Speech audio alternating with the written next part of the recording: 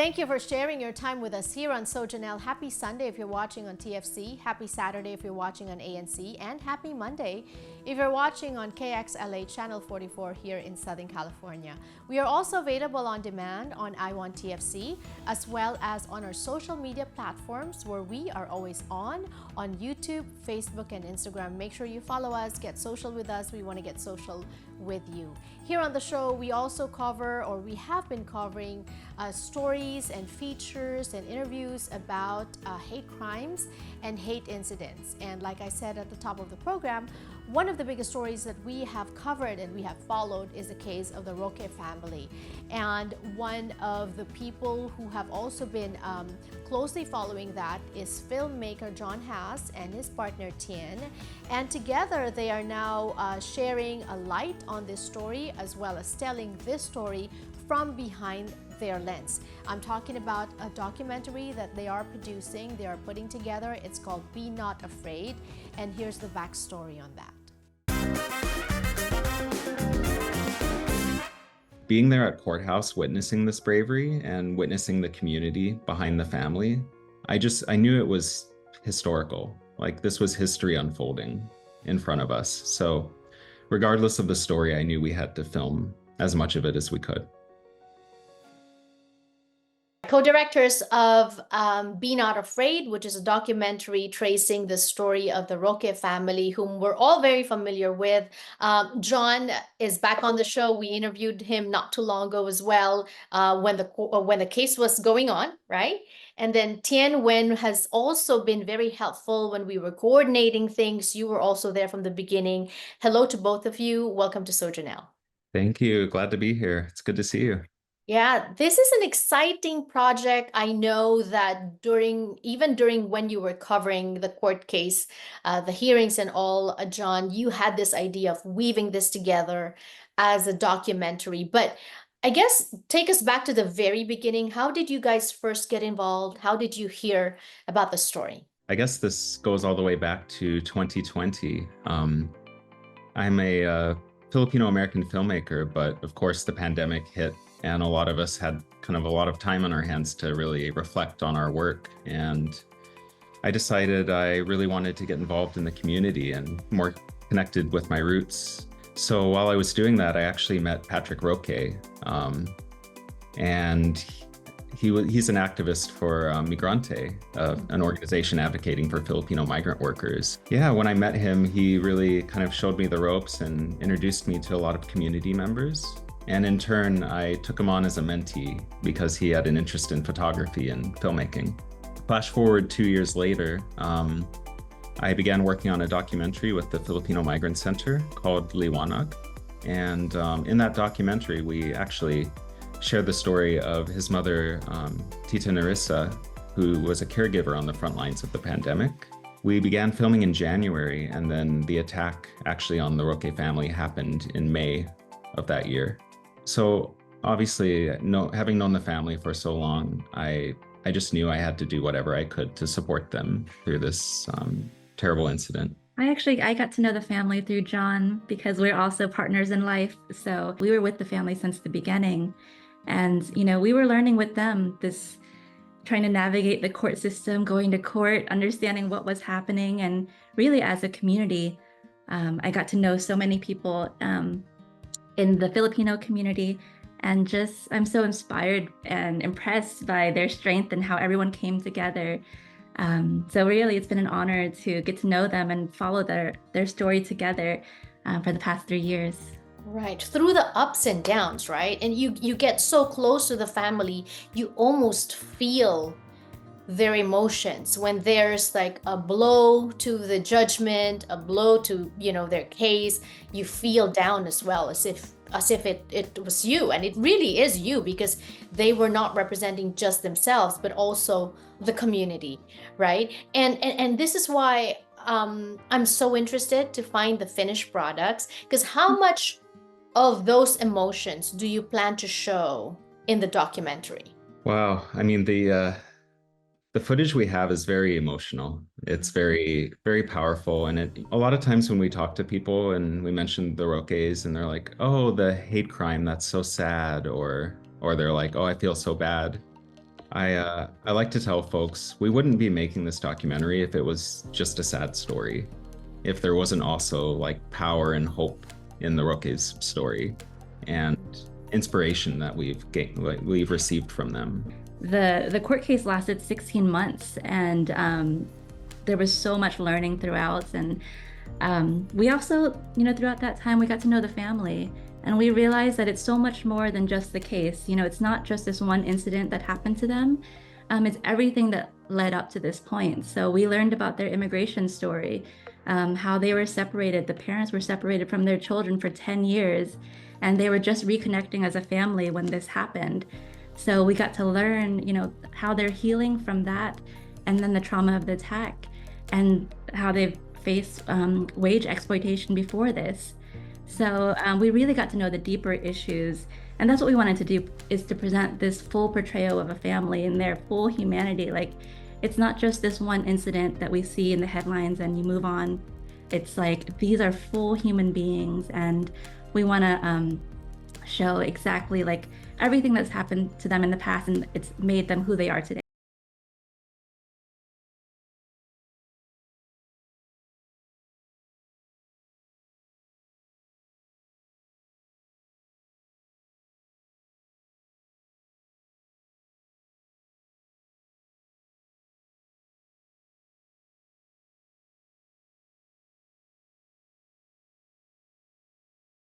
We bring you stories of immigration and representation. And when we talk about our community, the last few years we have grappled with a surge in hate crimes and hate incidents, and that is why we have been following stories that shed a light on this, also encouraging people to speak up and stand up for themselves, also hopefully bringing together the community, because together our voice is louder, our voice is more powerful, and hopefully we can influence more people, we can promote empathy and understanding and acceptance within our community as well. And that is the hope, or one of the hopes, of filmmakers John Haas and Tien Nguyen. Together they are putting together a documentary called Be Not Afraid. This follows the journey of the Roque family from being separated as a family in the Philippines to coming here and grappling with all sorts of crimes and all sorts of injustice, including a hate incident, a hate crime that they've had to experience. Here's the continuation of the conversation with John and Tien talking about their documentary, Be Not Afraid. It's an active decision to choose not to be afraid versus just going to court and advocating for yourself, entering this really complicated, frightening judicial system takes a lot of courage. And the family, they pushed through, they made that choice to have courage and to be not afraid.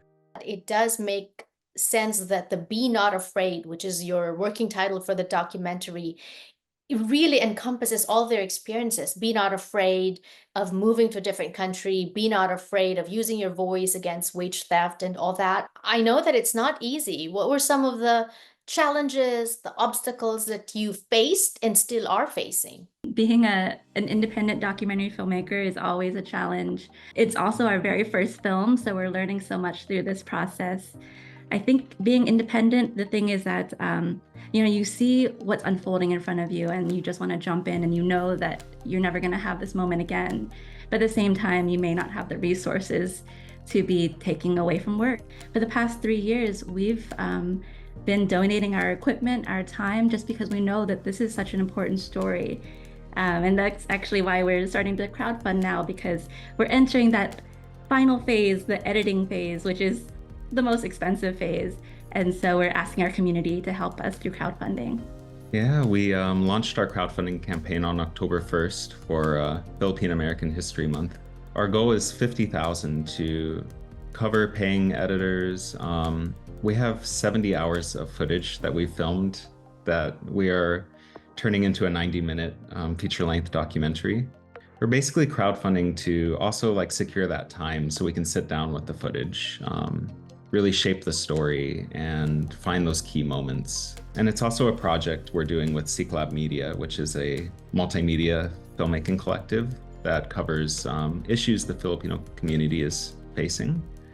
And so we're also bringing in kind of this collective to help understand the story and really dig as deeply into it as we can. So far, the crowdfunding is going really well, but it's going to take a lot of individual donations. Every donation adds up to reach getting us closer to our goal. Through all this, I'm guessing that you have the blessings of the Roque family. How are they doing? They're doing great. We actually just saw them this past weekend at the Filipino Migrant Center's annual block party. It's been really an honor to watch them grow as a family and as individuals. The younger Roques, they're in their 20s and they're really finding their voice. They've really matured and become so confident, and also they are passionate about speaking up for their community. So it's been a pleasure to be around them and to watch them grow. And I want to add, we also went to the Philippines last December to meet with their family back in the Philippines in Muntinlupa, and got to see their childhood home, and really captured some powerful footage there that also shows the emotions that come with forced separation or when your family has to leave to work abroad. This film includes a lot of very powerful, intimate moments that are actually outside of the court case itself. Tian, you also talked about how over the years of following them, you've seen the family grow, the children grow, right? But what about you guys as filmmakers? What have you learned about yourself? How has this experience or this project made you grow? I feel like this project has been life-changing for us. Professionally, I've worked as a journalist and a documentary filmmaker for several years now, and I think it's always been from the lens of not so personal, like of an experience. But with this project, I really feel like called to make it, and I feel like it's not about us. It's really not about our professional development or anything career-wise. We were just in the right place at the right time, and we felt called to just be the vessels to tell this story because it's that historic of a movement. As a documentary filmmaker, I previously had this conception that I had stories I wanted to tell and things I wanted to explore. And then through this journey of making this film, I've realized actually it's more important that the story find me and that I be of service to it and the community. That's really the priority. And I've learned that, or I've just found joy in being able to use my skills in a way that I know is meaningful and is going to provide a service to our community. I want to shout you out too, because a lot of media outlets only covered the hate crime itself and didn't dig any deeper, but your storytelling and your filming with the family throughout the court case really dug a lot deeper and really humanized the family and their experiences. And so that was very powerful. And I know all of us in the community really appreciate that. Thank you. So to support our film, follow us on Instagram. If you just want to follow along, we would love to build our audience now and connect with you now, because when the film is finally done, we'd love to share it and have an impact on your community.